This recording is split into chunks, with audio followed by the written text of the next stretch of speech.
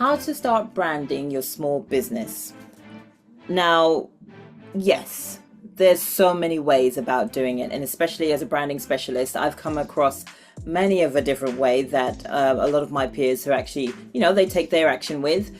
But this is how I want to make sure that you're taking action with, especially when it comes to knowing how to start branding your small business. Now, in this particular video, you're going to be finding out and understanding not only what branding is and is not, because I'm going to give you a reminder of that, but equally I'm going to share with you key specific points that will help you to get started, and especially when it comes to understanding how to start branding your small business.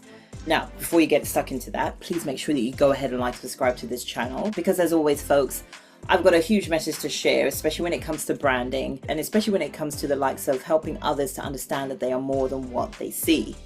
It is so important that they get to grips with that concept, simply because it'll help them to stop working on the surface level of stuff and start sharing information that will start connecting better with an audience that they actually want to be working with. When we start connecting better with an audience, specifically that is more congruent to our standards and beliefs, well, then you actually start seeing the results that you're looking for. So always have that in mind. And on that note, make sure that you stick around to the very end, because I get to showcase to you a way of making sure that not only are you listening to the information that I'm sharing with you, and I hope you are actually taking your notes here, but equally, I'm going to showcase to you a way of taking action today. And that for me is actually super important to be able to make sure that you know that you are doing and knowing how to do more specifically. So without further ado, let's get stuck into it. So, okay, as I said to you, we're going to be talking about how you can start branding specifically for your small business. Now, I want to just start here. Because for me, for anybody branding, personal brand or even a business brand, right? Or even a corporate brand, however you want to reference it as. This part right here, and I'm actually going to tap into one of my 6 key principles here. And this is the first principle. It's building on the idea of what's known as perception or even the physiology of your brand. And if this part is not addressed from the beginning, from the get-go, well, then this part gets not only neglected, but equally it will be the reason as to why your brand isn't helping you to get the results that you're actually looking for.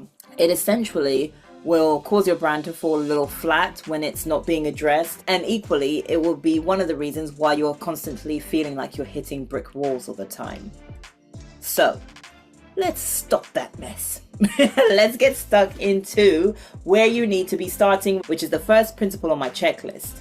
So that particular first principle is split into 3 sections, and those 3 sections are what I want to address with you right here, right now. So let's look at the very first one. And I believe that this is actually where I used to say that, you know what, you can start anywhere, but I actually do feel that you actually need to start with this particular one within the first principle. And that is essentially your values. And it's the number one part within my brand power of 3 that really will help to set the tone throughout all of what you do. Because here's why. The decisions that you are making, the people that you are collaborating, the people that you're actually wanting to work with specifically in your team, and equally the work that you're actually going to be taking on will all boil down to what your values actually stand for. So I want you to start thinking about and write these down. What are your top 5 non-negotiable values that you really want to make sure that your audience resonates with? Now, these values, because remember, we're talking about your business in this respect, right? So your business values are always going to be about them. What's the outcome that you want to have? But equally, what do you want them to experience? For me, for example, now, I should also throw this in here because my business is me, essentially, and also because my business stems from the experiences I've had, my values naturally cross over from personal brand to business brand because the business is mine, right? So you may find the same thing. But essentially, start thinking about, when it comes to your top 5 non-negotiables, what are the key things that you want your audience to experience or to have after having worked with you, and the beliefs, more in particular, that you want them to have with you, from you. Now, for example, for me, one of my top 5 is the idea of creativity. Now, creativity does not mean that I want you to be able to draw, or I want you to have some kind of drawing expertise under your belt. No, it's not that at all. Creativity for me is all about helping others to think outside the box. And it actually leads into my other top 5 non-negotiables, which is openness. I need you to be open in order to be able to get the results that you are looking for. And another one of my top 5 values is action. Like I always share with you at the very beginning of my videos, I'm all about taking action, because I'm not about you staying put. No, you don't learn information to stay put. You learn information to move. You learn information to not only move, but move forwards. So what are your top 5 non-negotiables? What is it that you want to make sure that you lead with all the time, you help others to know about, and you want others to equally experience? Another one I want to just throw in there. Not many people have this, but I feel so many need this, especially in today's day and age. It's the idea of fun. As much as we're working this stuff out together, I'm always making sure that my clients, at some point, we're having fun. We are going to be laughing because if you are stuck in the process, you don't have fun with it. If you are feeling pressurized within the process, you don't have fun with it. And equally, if you're not having fun, you're not getting the results that you're looking for once again. And that's where I've found that a lot of the time, clients will always clash with that whole aspect of fun because they forget about it. They get stuck in the detail of things. They get lost in the detail of fact, and that's very, very easy to do. So I help my clients to not feel lost in the process. Now, there are times where sometimes time constraints can allow that particular value to be played with.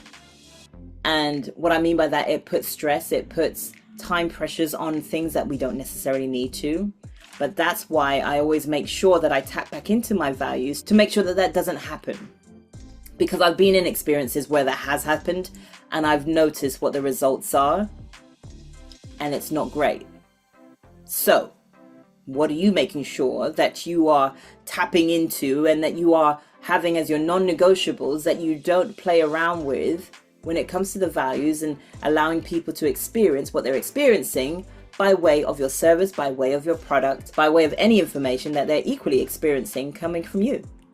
So, that's the values. And I deliberately went in on that because it's so important. And I get it. It's values, right? They're just these little things. But these little things build up such a huge thing. And I remember somebody saying to me, but Tan, sometimes these things are just like little grains of salt. It's nothing. But these little grains of salt are what changes up the seasoning, the flavoring, or whatever you want to share it as, to make this bigger thing even better. So, what are your values? Start with your top 5 non-negotiables. Right, now let's go into the second part. When you get and understand what your top 5 values are, it's actually going to help you with the remaining 2 aspects that I want you to tap into when it comes to the first principle here. The second part here that I want you to check into will help you to really hit the nail on the head when it comes to the real reason why you're doing what you're doing. Because again, a lot of the time, folks, many people will glaze over this part thinking that it won't really matter. They'll give you the basics, they'll give their audience the basics, and then wonder why they're getting the basics in return.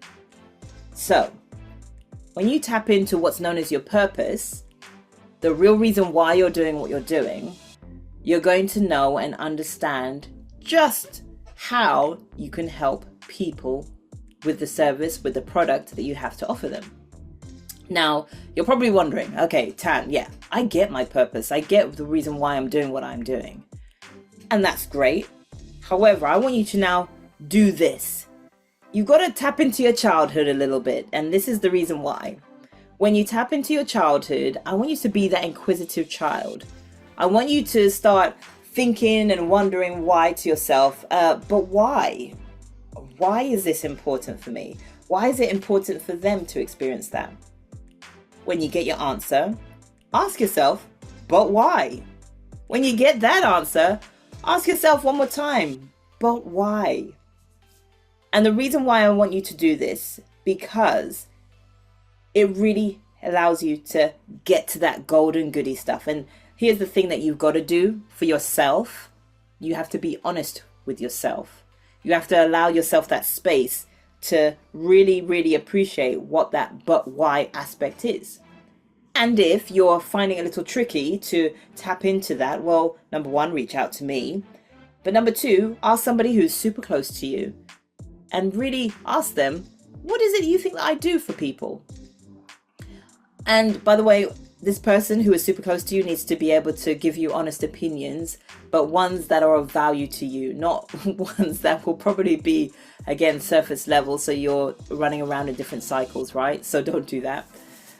Reach out to a person who will give you an honest and valuable answer. Because when you do that, you're going to get the answers that you really, really need to pay attention to. And those answers will be the purpose for the real reason why you're doing what you're doing. And with that in mind, so now you've got your values, then you'll have your purpose. You're going to be able to really hit the nail on the head when it comes to this final part. You're going to be able to hit the nail on the head with what your vision actually is.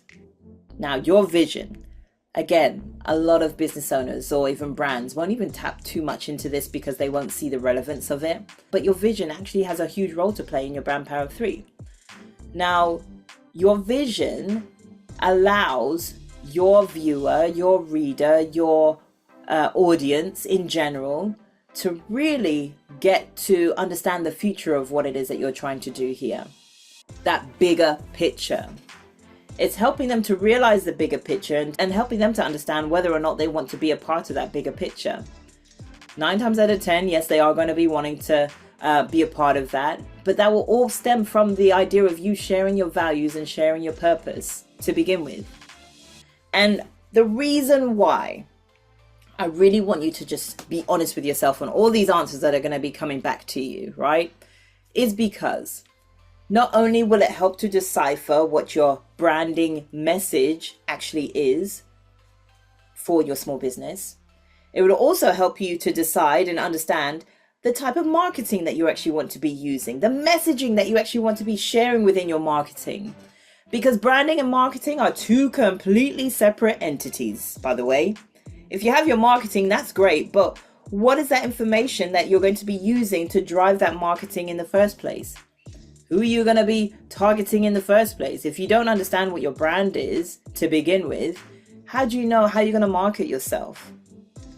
You need to be able to understand your brand so that you can market properly, so that your marketing can equally do the job that it needs to. And yes, there's always going to be trial and errors with certain methods of marketing. However, the information, the message will always stay true to your brand, simply because you hit the nail on the head with your values, your vision, and your purpose. The first key things within the perception of building your principles for your brand. So always keep those in mind, folks. And always know that with the repetition of all of those 3 things combined, you will naturally start building a brand that is not only sustainable to you, but equally sustainable and distinctive to all those who are actually going to be seeing and experiencing it as well.